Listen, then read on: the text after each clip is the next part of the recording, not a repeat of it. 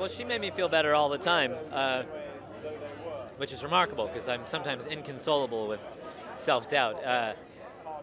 Yeah, well, you know, there was a particular scene that we shot, and I think we both kind of the whole thing was great fun, everything, but sometimes challenging, and I got a little emotionally taxed and a little filled with doubt, and I could see even she was sort of, we didn't know what we would end up with in this scene, and we both kind of walked away like, oh gosh, and I said, well, you know, here's to giving up, and she said, no, here's to giving in, and it was a really wonderful moment of just realizing that we're all filled with these fears and concerns, and you give in to them. That's part of the job, and that's actually, I think, why we do what we do, is to kind of live in that feeling of that. It's a very human feeling, and I guess that's what we do.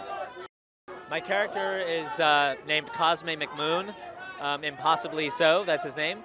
And he's the accompanist to Meryl's atrocious, delusional, but very pure, innocent voice. That she's a singer, and he walks in unwittingly thinking he's landed his dream job, and then he hears her, and he ends up being the eyes of the audience and the ears, because he's just gobsmacked. Oh gosh. I loved his purity, his innocence, his lack of cynicism. I think all of these characters actually have that. I think he might be the most chaste, maybe little fellow you've ever met, but I just love the openness about him, and I love the ability to get to process things on screen in real time, which he's so out of his element that he's constantly processing, and that's just very fun to get to do. A lot of things are very fast these days, and it's just nice to have that.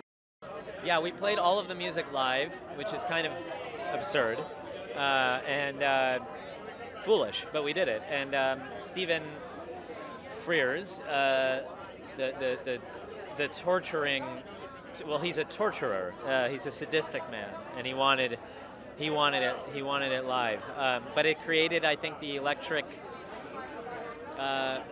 feeling of life that where there really was an unknown, and we really did have to get through the music. So what you see is what you hear, and that's pretty unusual. It was a big feat. I think we came away stunned, both Meryl and I, that we actually were able to do that, because it was a lot of very, very challenging pieces of music, but it made it very authentic.